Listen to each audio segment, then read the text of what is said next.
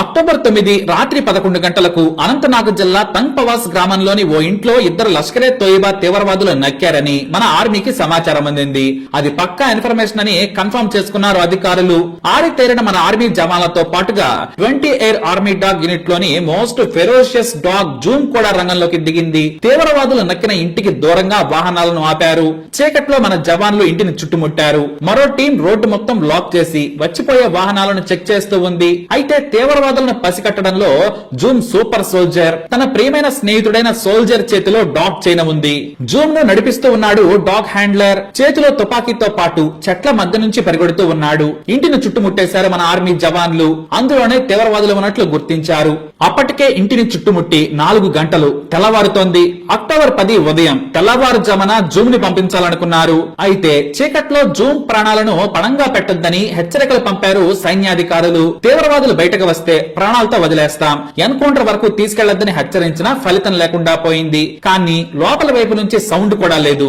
దీంతో మన assault team ఇంటి దగ్గరకు వెళ్లింది. తెల్లవారితే ఇండియన్ ఆర్మీ చంపేస్తుందని ఇంట్లో నుంచి పారిపోయే ప్రయత్నం చేశారు ఇద్దరు తీవ్రవాదులు. మెల్లిగా డోర్ తీసుకుని బయటకు వచ్చిన తీవ్రవాదులను గమనించిన హ్యాండ్లర్ జూమ్ ని వదిలి అటాక్ అని చెప్పారు. అంతేకాదు జూమ్ కి కవర్ కోసం 6 సోల్జర్స్ పరిగెత్తారు.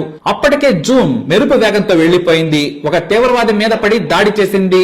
కానీ రెండో వ్యక్తి దాని మీదకు 2 రౌండ్లు కాల్పులు జరిపాడు. అయినా సరే బుల్లెట్ గాయానికి అది కింద పడలేదు. అదే మెరుపు వేగంతో రెండో వ్యక్తి మీదకు దూకింది. అతని చేతిని కరిచింది. గట్టిగా అరుస్తూ దాడి మొదలు పెట్టింది.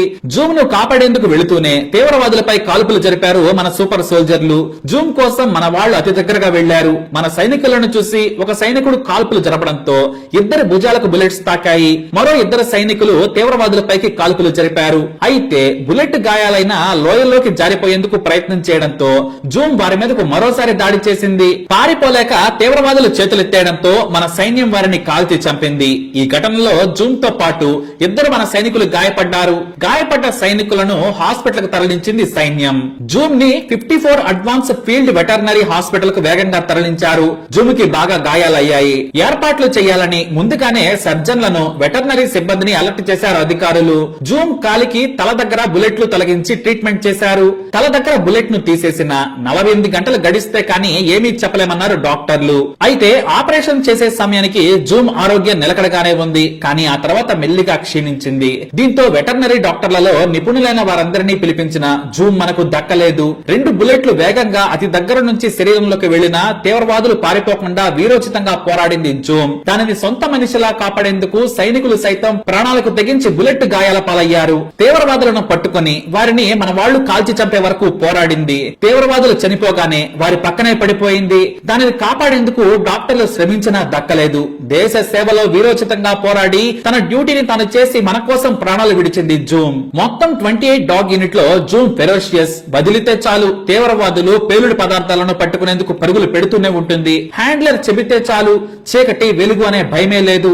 ఆకలి అలుపు అనేది అసలు తెలియదు. రాత్రి 11 నుంచి తెల్లవారే వరకు డ్యూటీలో ఉన్న అలసిపోలేదు జూమ్. ఇది 2 ఏళ్ల 1 నెల వయసు నుంచి శిక్షణ పొందుతోంది. మొత్తం యూనిట్ లోనే హైలీ ట్రైన్ డాగ్ జూమ్. చీకట్లో ఇది చిరుత పులి, వేగంలో అయితే చిరుతనే మించిపోతుంది. టెర్రరిస్ట్ ఆపరేషన్స్ కోసం భారీ శిక్షణ ఇచ్చారు. వచ్చి రాగానే శిక్షణలో టాప్ ర్యాంక్ తెచ్చుకుంది జూమ్. దానిని పులిలా చూసుకునే వారి హ్యాండ్లర్స్. 8 నెలల నుంచి డ్యూటీలో వీరోచితంగా పోరాడుతూనే ఉంది. ఒక్కసారి హ్యాండ్లర్ తన మెడకున్న బెల్ట్ ను లూజ్ చేసి కమాన్ అంటే చాలు పరిగెత్తేది.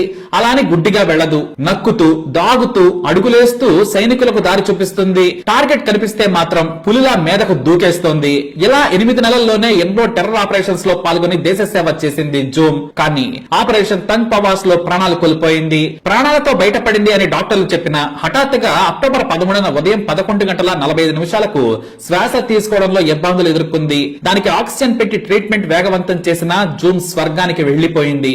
దేశ సేవలో జూమ్ పోరాటాన్ని మనమే కాదు సైన్యం కూడా ఏనాడు మరిచిపోదు. మనల్ని విడిచి వెళ్లిన జూమ్ కు సైనిక లాంఛనాలతో చినార్ కార్ప్స్ ఉన్నతాధికారులు గౌరవ వందనం చేసి తుది వీడ్కోలు పలికారు. కమిటెడ్ ఫ్రెండ్ ను కోల్పోయామని సైనికులు విషన్న వదనాలతో చెప్పారు. అయితే జూమ్ క్లోజ్ ఫ్రెండ్స్ అయిన హ్యాండ్లర్స్ దాని మరణాన్ని తట్టుకోలేక వెక్కి వెక్కి ఏడవడం అందరినీ కలిసి వేసింది. ఎందుకంటే ఈ 3 నెలల్లో మంచి సూపర్ సోల్జర్ ను కోల్పోవడం ఇది రెండోసారి. జూలై చివరి వారంలో బరాముల్లాలో యాక్సెల్ అనే ఎలైట్ సూపర్ డాగ్ తీవ్రవాదుల చేతిలో ప్రాణాలు కోల్పోయింది. దీంతో అప్పుడు ఎగ్జైల్ ఇప్పుడు జూమ్ దూరం కావడంతో ఆర్మీ వాటి సేవలను గుర్తు చేసుకుని సెల్యూట్ చేసి బాధపడుతూ ఉంది. మనం కూడా ఈ బ్రేవ్ హార్ట్ కు సెల్యూట్ చేద్దాం. Good bye dear Zoom. జై హింద్.